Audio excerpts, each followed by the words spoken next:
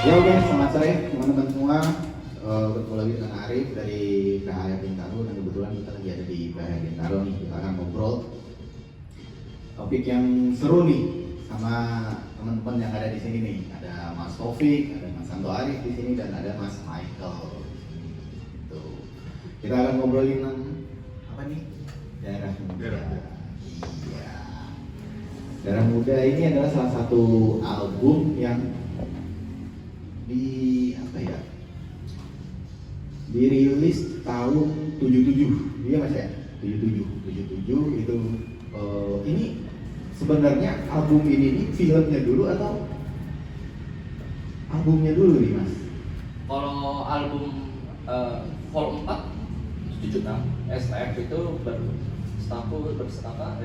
bersama nanti 18 November grafik itu untuk berapa saat setelah film dan sebagainya baru keluar dulu.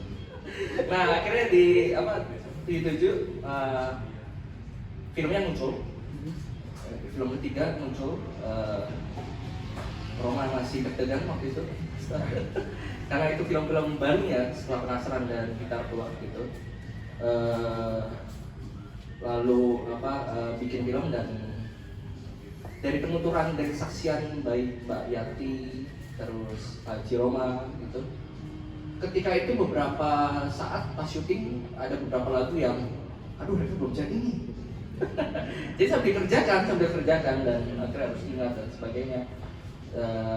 Jadi sambil jalan, jadi ketika itu dirilis, jadi lagunya juga sudah rilis karena kan memang filmnya harus ini. Berarti intinya sebenarnya album yang Pos ini berbeda dengan album Darah Muda yang volume 4 itu ya mas ya kayaknya ya.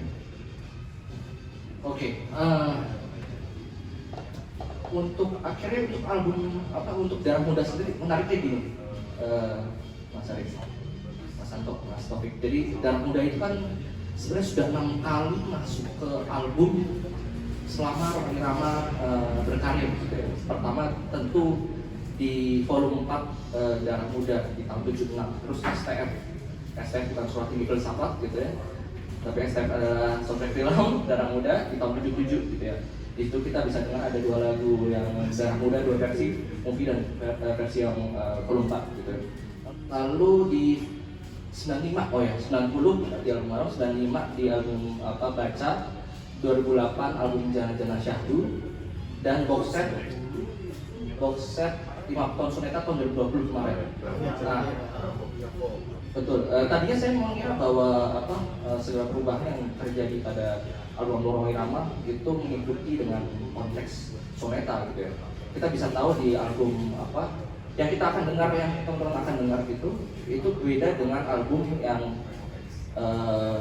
Darah Muda versi album Haram gitu ya. Karena pada dasarnya di tahun 90-an Rhoma Irama menambah brass section, khususnya ada trompet dan saxophone, alto dan tenor gitu ya. Jadi kalau misalkan didengar itu tanda Darah Muda, itu ada trompetnya gitu, dan itu akhirnya berlaku surut pada semua pemain Rhoma Irama gitu. Dan yang 2008 itu versi Haram itu akhirnya juga di masa-masa ini di beberapa album Baca, Jana Syahdu dan box set gitu ya. Nah yang menarik adalah album yang akhirnya album Rhoma Irama yang pertama 76 gitu ya. 76 oke, itu ideologi Rhoma Irama. Darah Muda dibikin 75 gitu ya lagunya. Tapi akhirnya jadi album 76 gitu ya. Dan Soneta waktu itu juga Soneta generasi pertama gitu. Dan Soneta generasi pertama ya legend gitu. Tapi yang menarik di Soneta di SF ini yang di reissue ya. Yang menarik adalah STF ini menjadi gabungan beberapa formasi gitu dalam formasi terbaik Soneta. Karena pada dasarnya di tahun 77 Soneta berganti formasi dari Haji Kodir ke Haji Taufik untuk pemain kendang, Haji Ahmad ke Pak Popong juga band bass gitu ya. Itu jadi sangat signifikan. Artinya apa? Artinya adalah ada eksplorasi musikal yang sangat besar di situ. Makanya di STF ini itu ada 2 dua ideologi, ada dua dunia di situ. Dalam arti di set pertama itu set yang rocknya juga muncul dengan jelas dan menarik gitu. Ukuran kendangnya Pak Kofi juga jelas sekali bahwa tangannya lebih banyak atau dan sebagainya. Side B ternyata itu adalah remaster dari yang yang kehilangan melarang, terus itu lebih jelas bunyi kendang dan bassnya lebih di set itu ya, di remaster dan mix master itu ya Pak ya. Udah jelas. Nah itu lebih jelas dibanding 76 gitu. Nah itu yang menarik mengapa STF ini jadi menarik karena ya tadi secara musikal dia bak lautan eksplorasi Rhoma Irama dan Ronaldo. Oke Mas Taufik. Nah ini Mas Taufik ini. Tapi saya sebenarnya mau nanya ke Michael. Saya sebenarnya mau nanyain ke Michael karena gini, kita harus pahami dulu konteksnya gitu sampai kemudian muncul album ini gitu kan. Yang tadi menurut Michael adalah ini antara gabungan antara rock dan orkes Melayu yang kemudian itu menjadi epitome dari musik Rhoma Irama dangdut gitu kan. Nah, mungkin bisa digambarkan kenapa Rhoma Irama mengapropriasi rock gitu kan. Dia pengen membuktikan apa sih gitu. Jadi kita harus pahami konteksnya dulu. Jadi persaingan semacam apa yang membuat Rhoma Irama jadi bersemangat. Terima kasih Mas Taufik. Jadi album STF Darah Muda ini sangat berlapis-lapis persoalannya. Ada konteks yang berlapis. Pertama kita sebut soal yang kontestasi rock dan dangdut ya.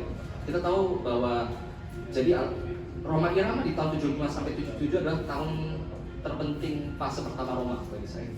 Karena pada dasarnya waktu itu dangdut di celah-celah ya, di celah-celah musik kampungan dan sebagainya gitu ya. Lalu ada Binus Sularja, bisa kita tahu sendiri di majalah Akhwil nyebut musik anjing, saya sebut aja ya. Enggak, di sini tanpa sensor Mas. Boleh. Nah itu akhirnya kan Abianto menggabungkan mereka karena terjadi friksi yang tak begitu ketat antara dangdut dan rock gitu ya, sampai buntutnya pada masa dangdut masa rock itu juga sering bertengkar gitu ya. Akhirnya di aksi damai di 30 Desember tahun 77 sampai Desember 78 gitu ya, itu ada aksi damai. Walaupun saya akhirnya juga bikin tulisan membaca ulang kontestasi, bagi saya belum selesai. Karena ada film Menggapai Matahari tahun 86 gitu. Yang itu juga adalah pertarungan antara Rhoma dan Kang Fauzi, rock juga. Jadi tanya apa belum tercapai gitu kan. Nah, tapi persoalannya adalah itu konteks itu membuat Rhoma Irama akhirnya kita tahu bahwa Rhoma Irama berkarya dalam musik itu tidak baru ya. Dia juga dari orkes, dari pop dan rock juga gitu. Eci Blackmore juga panutannya gitu ya.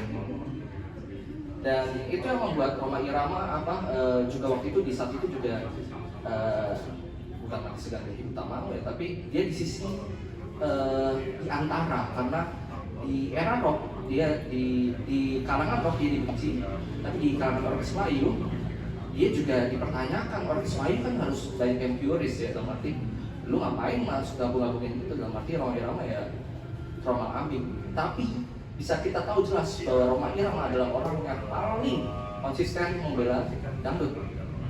Kita tahu ada lagu dangdut yang kenalnya Tera Jana ya, terus di lagu ini, di STF ini juga salah satu ekspresi yang menurut saya paling penting adalah lagu Dilarang-Larang ya. Karena itu bagi saya itu lagu perlawanan kepada kalangan yang melarang, mendengarkan dangdut dan sebagainya gitu. Itu diciptakan, dilawan dari musik gitu. Tahun 96 kita tahu dari dangdut gitu ya. Tapi lalu di tahun 76 kita juga tahu ada lagu musik ya. Di mana-mana di atas dunia banyak orang main musik gitu kan.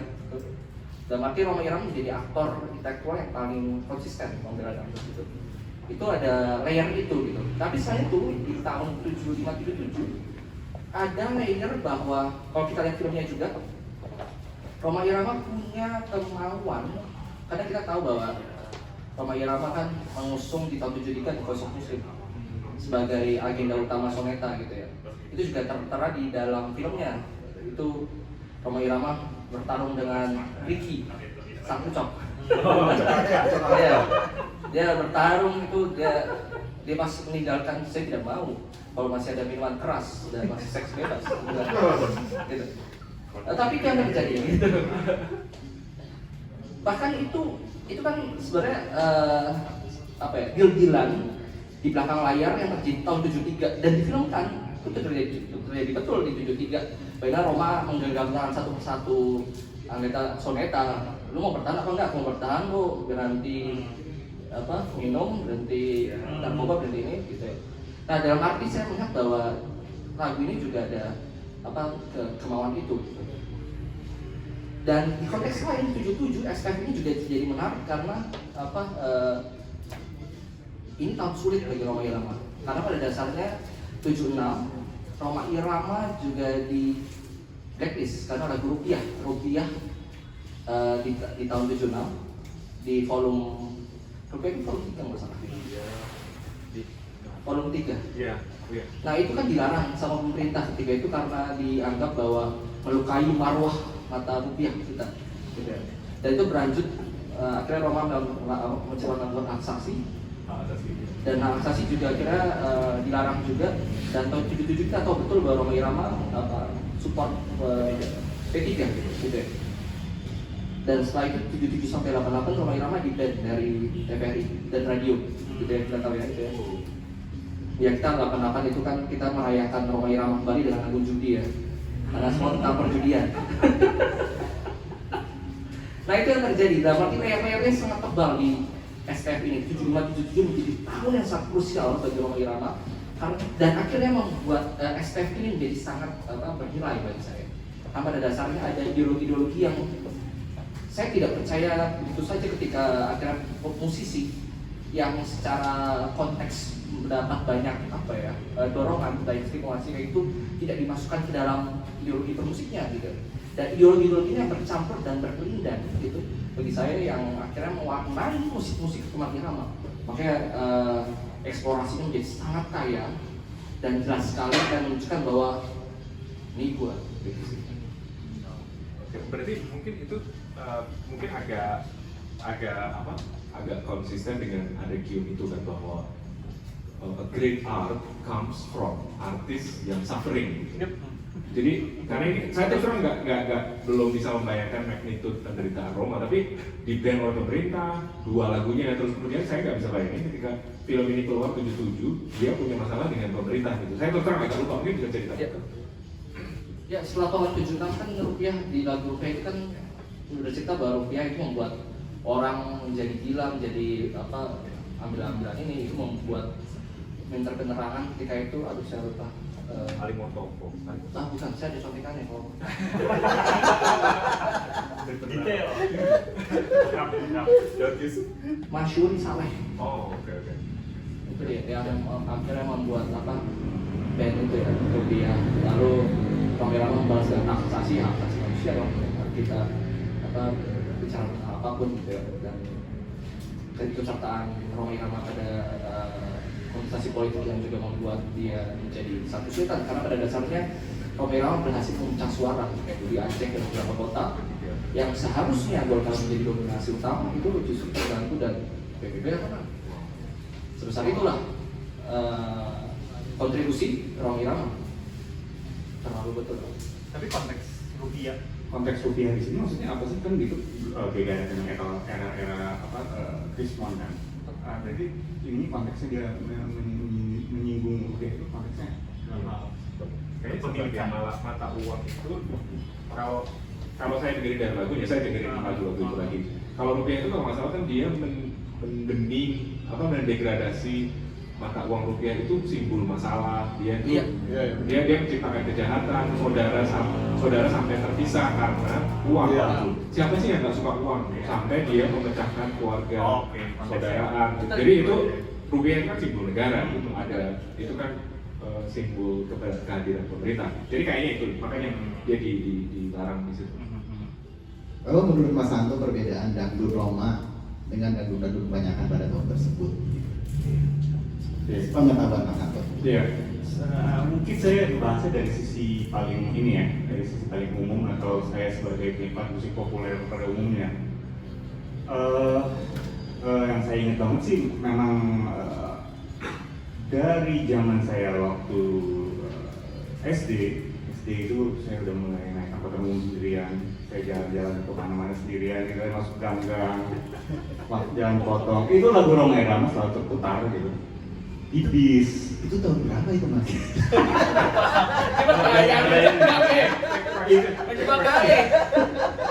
Itu tahun menjelang 80-an akhir aja, 80-an akhir mungkin gitu ya.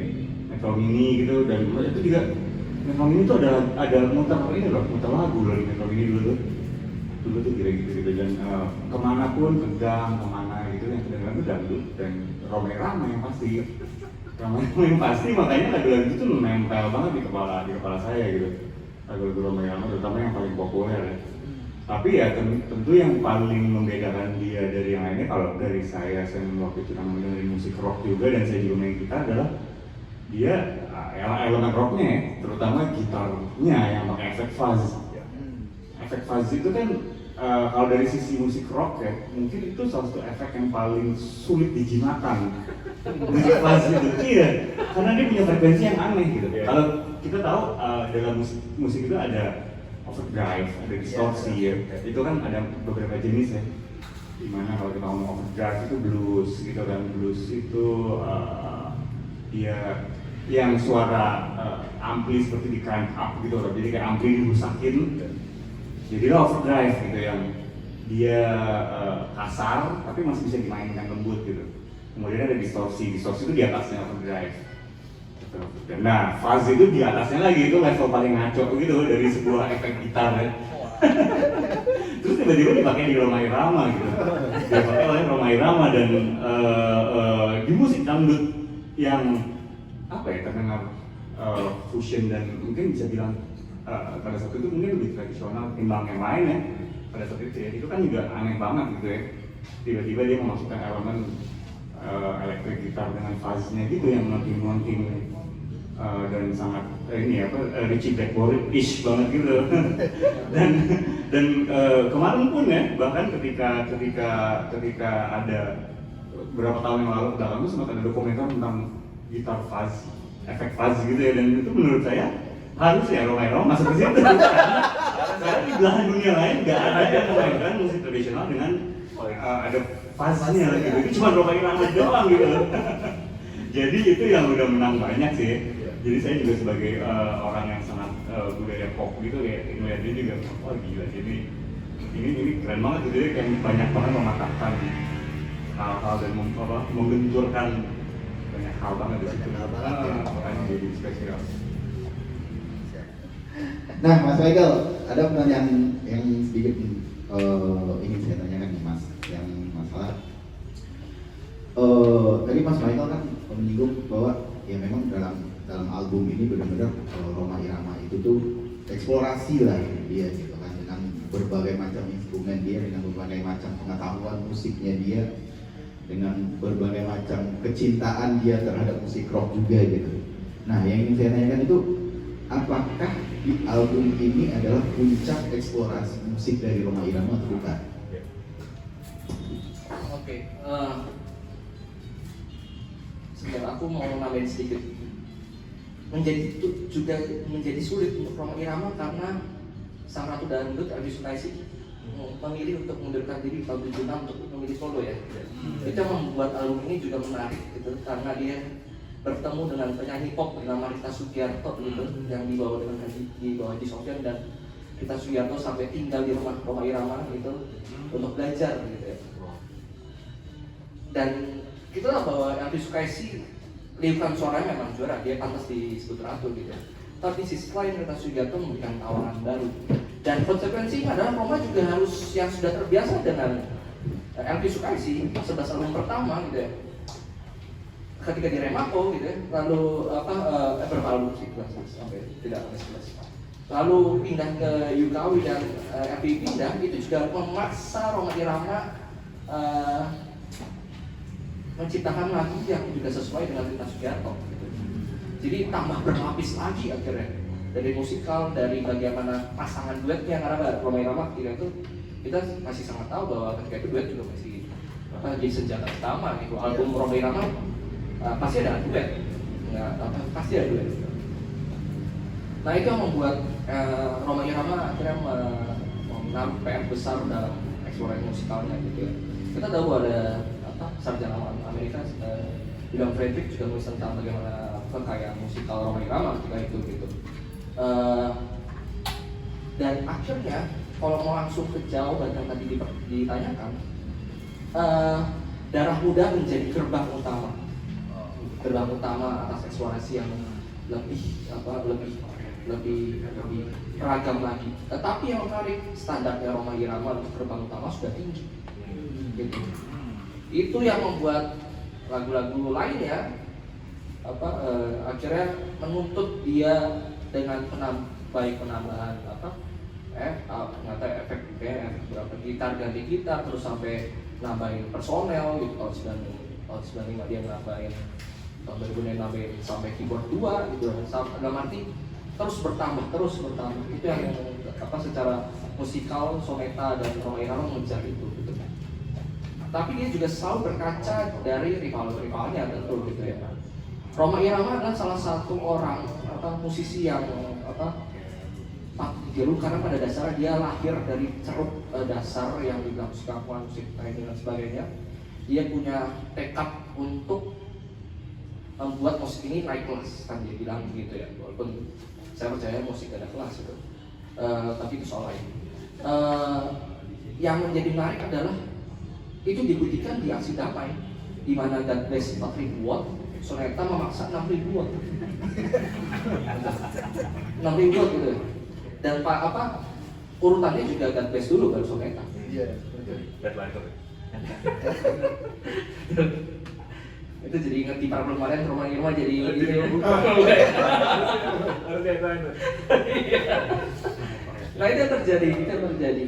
Dalam arti eksplorasi itu yang dikejar oleh Rhoma Irama karena pada dasarnya selalu berkaca dari kontestasi musik rock yang terus merongrong kehadiran Soneta dengan rock dangdutnya gitu ya. Kita tahu bahwa itu Soneta tidak disebut dangdut yang utuh, dalam arti disebut rock dangdut gitu ya.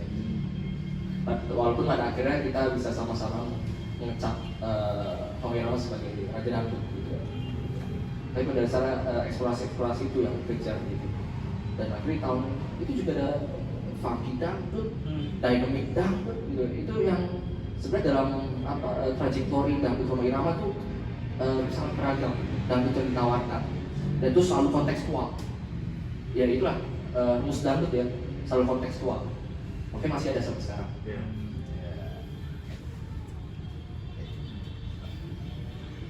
Mas Topik, ada yang mau ditambahin nggak?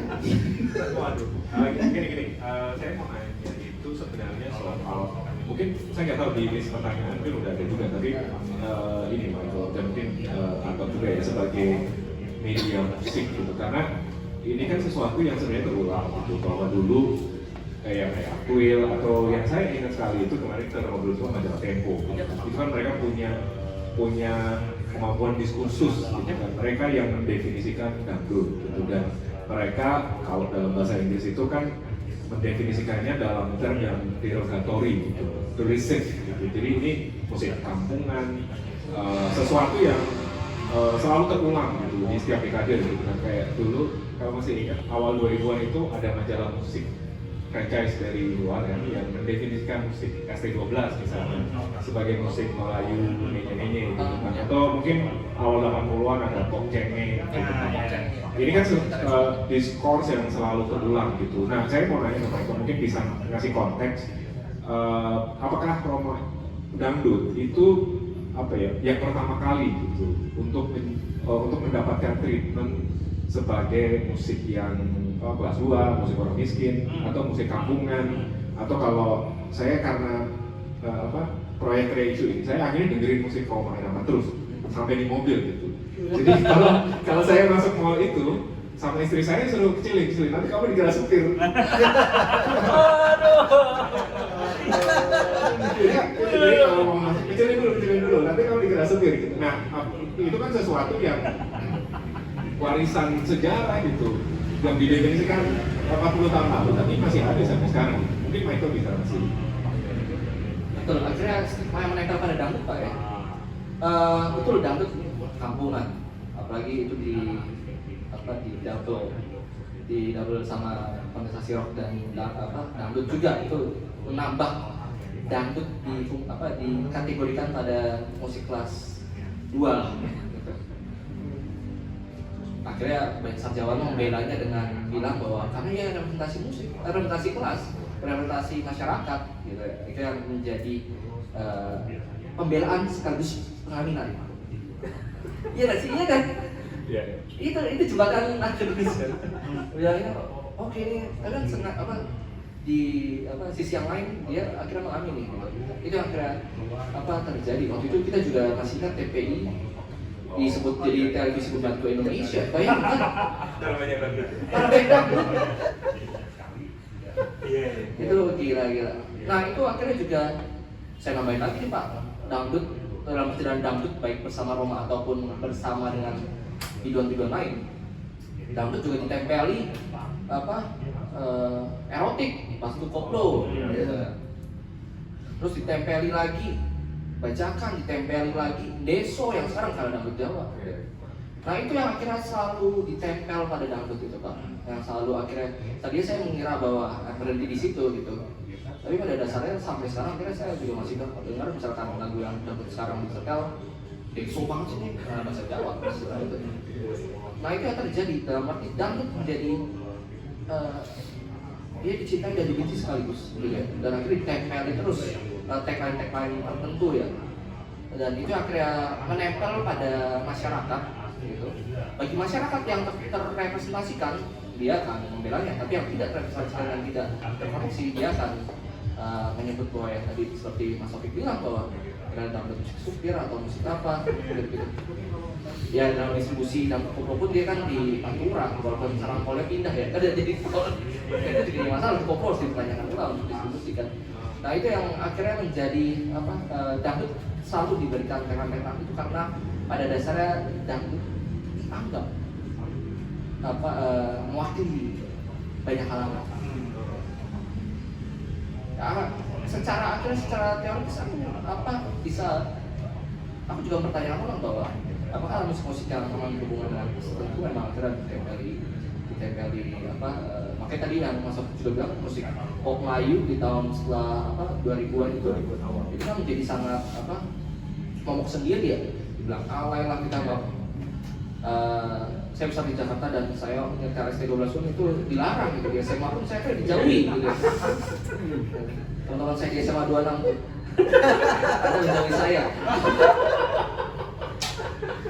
Nah itulah mati, itu yang menempel terus ditempel dan tapi akhirnya jangan-jangan memang tagline itu tidak perlu dihapuskan ya sebagaimana konteks itu ya diolah saja dan gitu. Pada dasarnya ini terus berulang dan saya juga cukup kaget sampai yang stigma deso itu Mas Taufik. Terutama saya juga ngerjain disertasi dan juga bicara sedikit tentang itu, saya juga kira menganggap ada fenomena yang terus berulang. Berarti ada itu kan akhirnya jebakannya adalah rekognisi atau rekognisi atau pembelaan dan sebagainya, itu yang akhirnya jadi ulang aliknya. Tapi memang dangdut memang selalu di situ gitu. Yang konteksnya aja yang beda, tapi tarik ulurnya di situ terus gitu. Itu yang membuat dia tadi dibenci dan dicintai. Jadi sebelum dangdut tuh belum ada musik Indonesia yang punya label kelas sosial gitu ya. Dan kayaknya cuma dangdut sampai sekarang yang punya label kelas sosial, kayaknya genre musik lain nggak ada. Kalau Orkes Melayu nggak separah itu. Iya, Orkes Melayu, Kosidahan masih orang terhormat. Orkes Melayu terhormat. Soalnya saya juga ingat Mas, saya juga suka muter dangdut, itu semua orang pada bingung di kalau dulu kan ngekos. Saya anak kota gitu, dari dangdut mereka bingung sendiri. Atau dangdutan nih kenapa nih? Kenapa nih? Ada masalah apa nih? Habis mabok apa gitu. dalam konteks setelah kemerdekaan ya bisa dibilang gitu mas. Karena sebelum kemerdekaan kita juga kan musik yang dianggap Indonesia kan ada keroncong, lalu keroncong wakil juga kelas waktu itu kelas atas juga gitu. Dia digelar di festival Belanda juga banyak sekali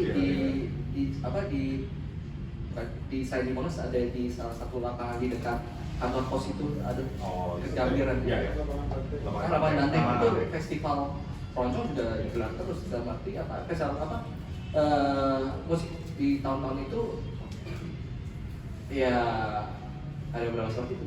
Campur sari juga ya di Jawa dicintai dan sebagainya, tapi di tempat lain ya akhirnya kontestasinya adalah selain kelas, itu akhirnya soal lainnya adalah etnis gitu ya. Tapi di satu sisi setiap daerah punya pop daerah masing-masing gitu yang aku pikir itu menjadi kebudayaan mereka. Jadi aku melihatnya sebagai potret kebudayaan lewat musikalitas gitu. Mungkin saya tambahin sedikit saya mungkin soal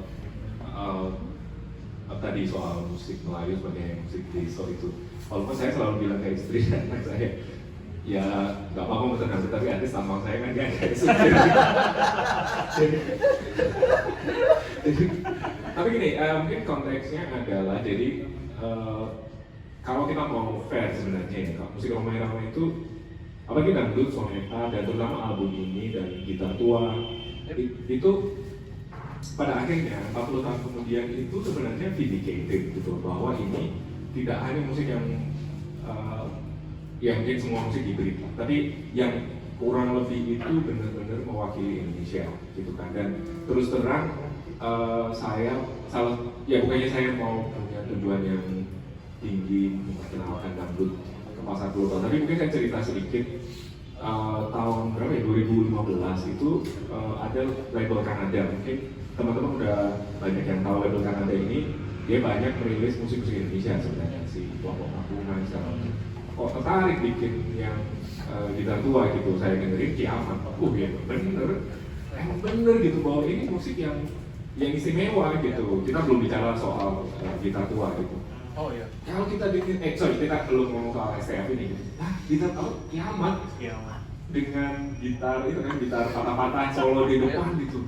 Terus yang ada kalau di Kiamat itu kan ada synthesizer itu tahun 75 dan itu Kraftwerk baru mulai gitu.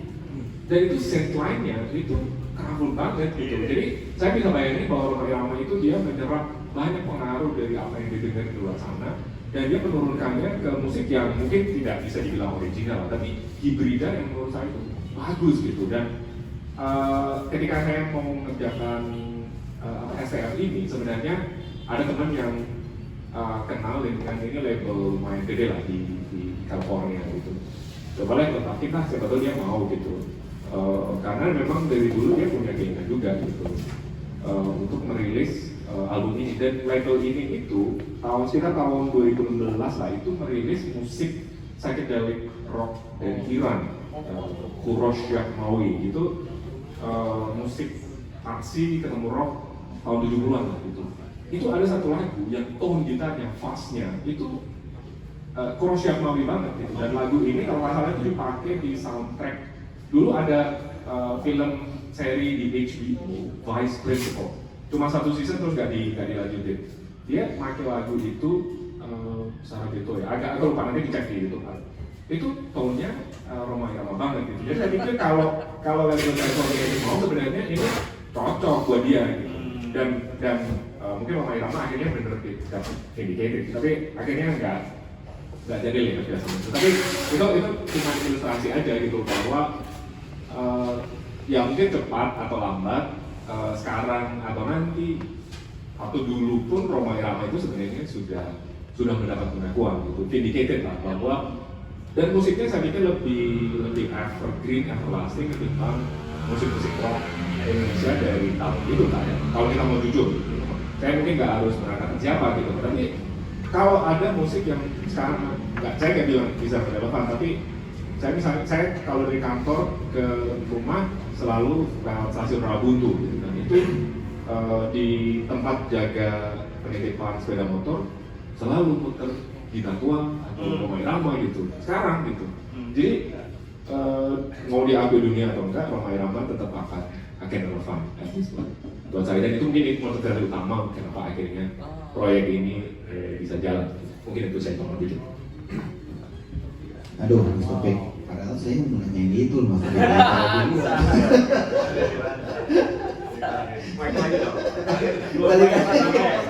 Nah, ini menarik nih sebenarnya kan yang masalah melabeli musisi atau jenis musik tertentu gitu. Karena memang kalau menurutku ada seorang musisi itu tidak akan mendapatkan atensi dari jurnalis khususnya atau kritikus khususnya kalau misalnya musisi itu tidak besar atau tidak potensial. Benar atau enggak? Iya dong, benar banget ya untuk distinguish kan ya, untuk membedakan gitu. Iya, itu pertanyaannya. Berarti kita agree dong, Rhoma Irama sebesar itu pengaruhnya, akhirnya dia mendapatkan atensi yang lebih dari jurnalis, kritikus, dan yang namanya.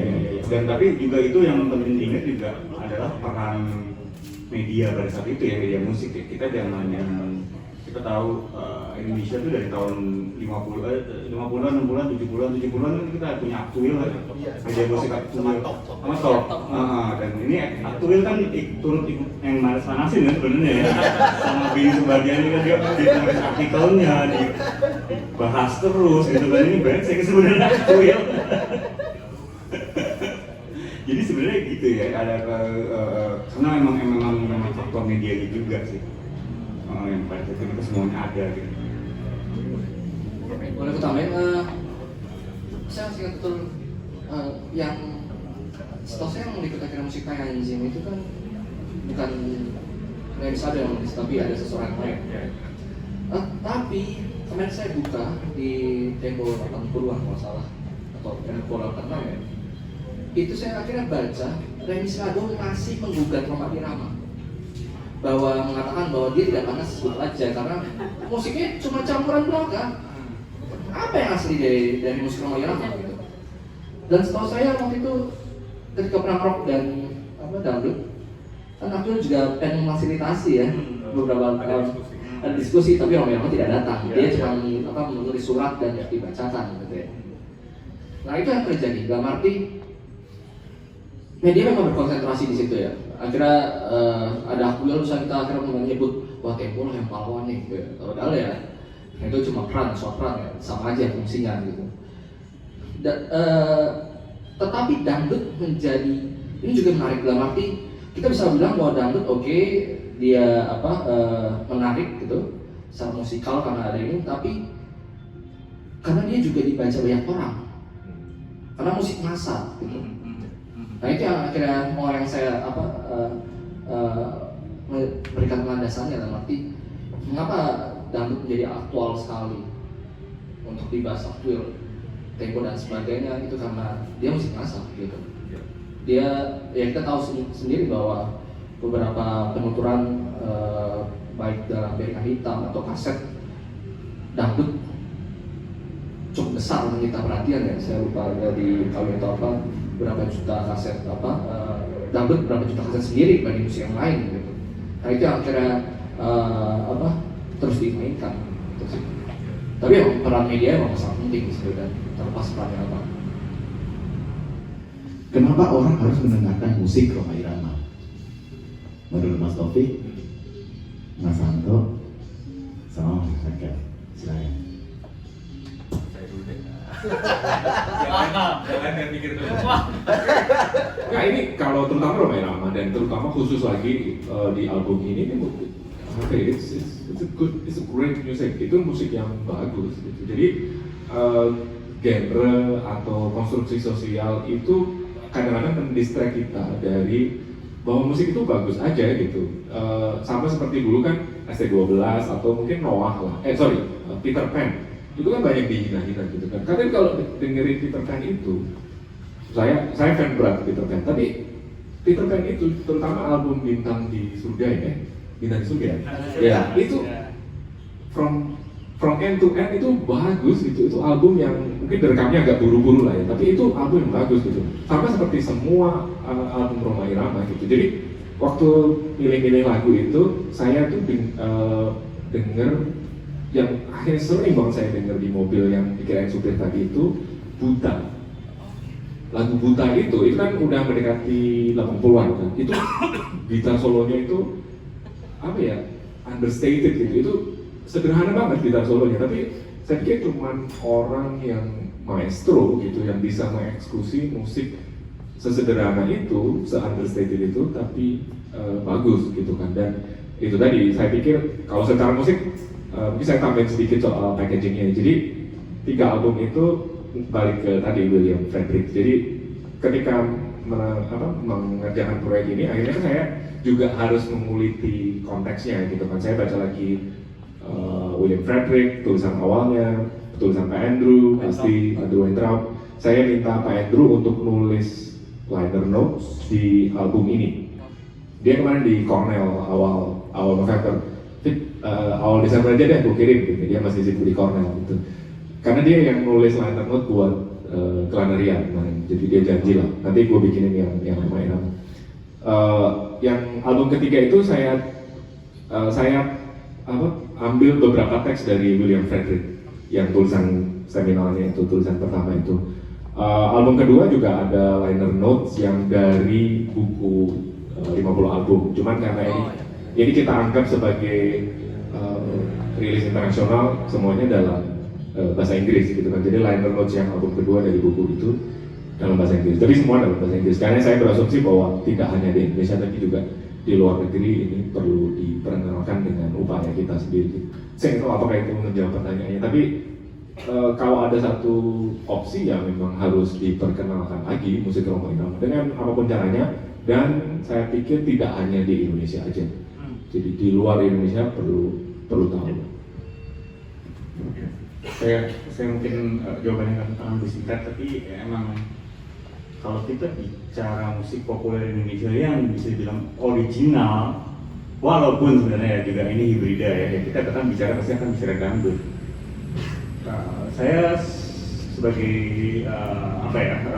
sebagai kalau dari kacamata budaya populer ya, kalau kita saya mungkin bisa bilang untuk menyamakan bahwa apa yang Jamaika punya dengan musik rocksteady, reggae itu kita punya Indonesia dengan musik dangdut sih.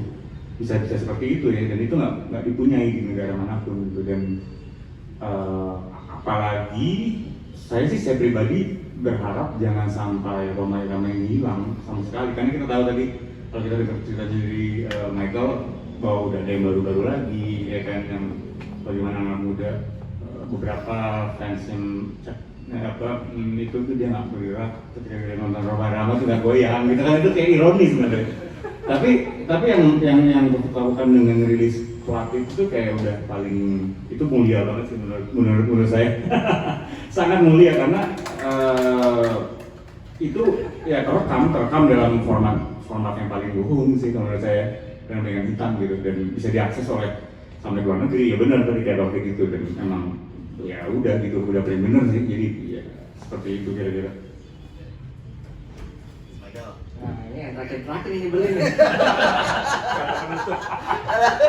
Final word. Tadi pertanyaannya adalah kenapa harus dengerin Rhoma Irama ya? Kenapa harus kita dengerin?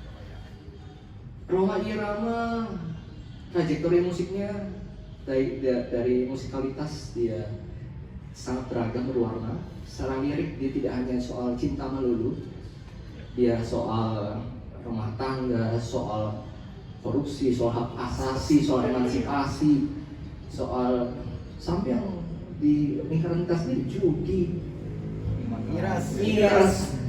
Kok lingkaran kita ngomongnya judi dan miras ya? Ini terlalu. Dalam arti temanya menjadi sangat berwarna dan beragam. Itu yang memutuskan kata terakhir saya adalah mendengar Rhoma, mendengar Indonesia. Itu saja.